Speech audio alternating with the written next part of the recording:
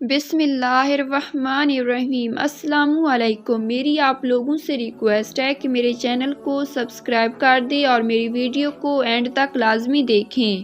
حضرت یونس علیہ السلام شہر نینوا میں پیغمبر بنا کر بھیجے گئے۔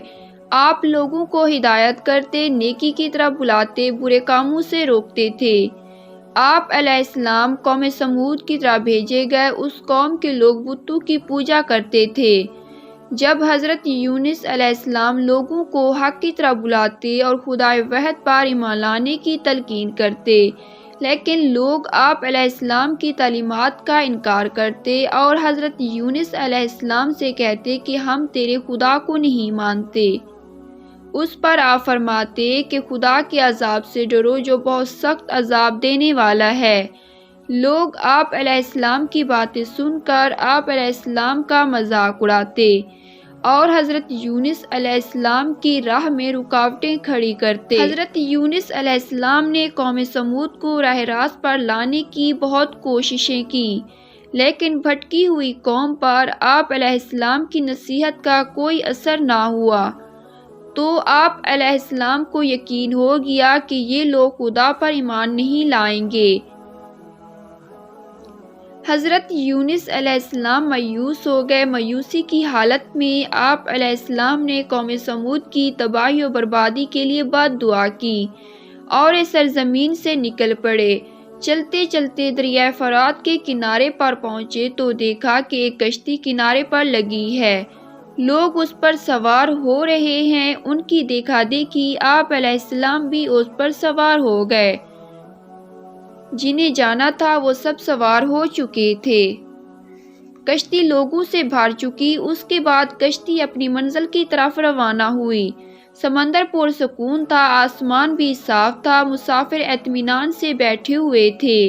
جب کشتی بیچ سمندر میں پہنچی تو دیکھا کہ آسمان پر سیاہ بادل اٹھ رہے ہیں، پھر ہوائیں چلنے لگی۔ ہوا اچانک طوفان کی شکل اختیار کر گئی۔ سمندر میں کشتی ڈگمگانے لگی، سمندر کی لہریں اوپر نیچے ہونے لگی، بارش بھی شروع ہو گئی۔ طوفان کے جھٹکوں اور پانی کے تھیڑوں سے کشتی کے ڈوبنے کا اندیشہ پیدا ہو گیا۔ کشتی میں بیٹھے ہوئے مسافروں میں سے ایک نے کہا کہ معلوم ہوتا ہے کہ کشتی میں کوئی ایسا شخص بھی سوار ہے جس سے کوئی بڑی غلطی سرزد ہو گئی ہے۔ جب تک ایسے شخص کو کشتی سے نہ نکالا جائے کشتی کا صحیح سلامت رہنا محال ہے۔ وہ شخص کون ہے یہ بتانا مشکل ہے جب تک کہ وہ خود کو پیش نہ کرے۔ اس پر حضرت یونس علیہ السلام کھڑے ہو گئے اور کہا کہ میں ہی ہوں جس سے بڑی غلطی سرزد ہو گئی ہے۔ مجھے کشتی سے نکال دیا جائے تو آئی ہوئی مصیبت ٹل سکتی ہے۔ تمام مسافر حضرت یونس علیہ السلام کا منہ تک رہے تھے جس نے خود ہی سب کے سامنے اپنی غلطی کا اظہار کیا۔ پھر سب نے ایک زبان ہو کر کہا کہ یہ شخص تو فرشتے صفت انسان معلوم ہوتا ہے، ہم کسی حال میں اسے کشتی سے نہیں نکال سکتے۔ مسافروں میں سے ایک نے تجویز پیش کی کہ قرعہ اندازی کی جائے، جس کا نام پرچی میں نکلے وہی سزا کا مستحق ہوگا، ہم اسے کشتی سے نکال دیں۔ چنانچہ قرعہ ڈالا گیا، پرچی میں یونس علیہ السلام کا نام نکلا۔ اس عمل سے لوگوں کو اطمینان نہیں ہوا۔ پھر قرعہ ڈالا گیا تو یونس علیہ السلام کا ہی نام نکلا۔ اس طرح یہ عمل بار بار دہرایا گیا۔ ہر بار یہی ہوا کہ حضرت یونس علیہ السلام نے کہا کہ میں اپنے رب کا نافرمان ہوں، خدا کا حکم بھی یہی ہے، مجھے دریا میں ڈال دو، تمام مسافروں کی جان بچ جائے گی۔ حضرت یونس علیہ السلام نے کشتی کے مسافروں سے اور ملاح سے بار بار کہا کہ وہ کشتی سے چھلانگ لگانے کے لیے تیار ہیں، اس لیے کہ میں نے اللہ کے حکم کا انتظار نہیں کیا۔ آخر کار کشتی کے مسافروں اور ملاح نے مان لیا اور حضرت یونس علیہ السلام کو دریا میں پھینک دیا۔ دریا میں ایک مچھلی حضرت یونس علیہ السلام کی طرف بڑھی اور نگل گئی۔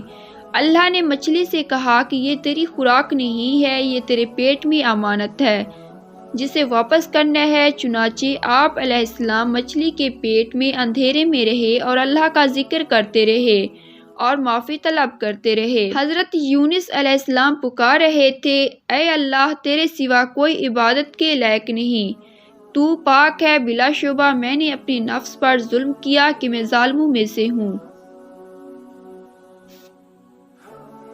اللہ نے حضرت یونس علیہ السلام کی پکار سن لی۔ حضرت یونس علیہ السلام مچھلی کے پیٹ میں محفوظ رہے۔ مچھلی نے دریا کے کنارے پر اگل دیا۔ جب آپ علیہ السلام مچھلی کے پیٹ سے باہر آئے تو بہت کمزور اور نڈھال تھے۔ حضرت یونس علیہ السلام نے کھلی فضا میں سانس لیا اور اللہ کا شکر ادا کیا۔ اللہ نے حضرت یونس علیہ السلام سے فرمایا، اگر تو مچھلی کے پیٹ میں میری پاکی بیان نہ کرتا تو نجات حاصل نہ کرتا۔ جس جگہ پر مچھلی نے آپ علیہ السلام کو اگلا تھا وہاں کوئی درخت تھا نہ کوئی سایہ، دھوپ ہی دھوپ تھی، گرمی بھی ناقابل برداشت تھی۔ اللہ کے حکم سے وہاں ایک بیلدار پودا اگ آیا، پودے کی بیل سے سایہ آ گیا۔ حضرت یونس علیہ السلام سائے تلے بیٹھ گئے اور اللہ کا ذکر کرنے لگے۔ کہا جاتا ہے کہ حضرت یونس علیہ السلام کے پاس ایک ہرنی آتی تھی اور اپنا دودھ پلا جاتی تھی۔ اللہ تعالیٰ فرماتا ہے، ہم نے بغیر گھاس کی زمین پر ڈال دیا اور وہ بیمار تھا، اور ہم نے بیلدار درخت اگایا اور ہم نے اس کو 1,00,000 آدمی کی طرح بھیجا، بلکہ اس سے بھی زیادہ، پھر وہ لوگ ان پر ایمان لائے۔ ملک نینوا چھوڑ دینے کے بعد آپ علیہ السلام کی قوم آپ کو بہت زیادہ یاد کرنے لگی۔ حضرت یونس علیہ السلام کے نکل جانے کے بعد پچھتانے لگی۔ لوگوں نے محسوس کیا کہ حضرت یونس علیہ السلام نبی تھے اور ہدایت کے لیے آئے تھے۔ لوگوں نے اللہ سے معافی طلب کی اور وہ حضرت یونس علیہ السلام کی آمد کا انتظار کرنے لگے۔ لوگوں نے اقرار کیا کہ ہم اللہ پر ایمان لائے اور اس بات پر بھی حضرت یونس علیہ السلام اللہ کے بھیجے ہوئے نبی ہیں۔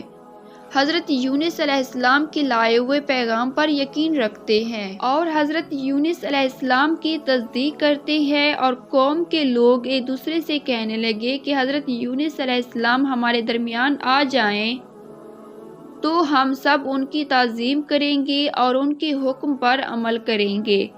اللہ نے حضرت یونس علیہ السلام کو حکم دیا کہ وہ قوم کی طرف جائیں اور اللہ کا پیغام سنائیں اور انہیں برائی سے روکیں، نیکی کی طرف بلائیں، لوگوں کو آپس میں ایک دوسرے سے اچھا سلوک کرنے کی تلقین کریں۔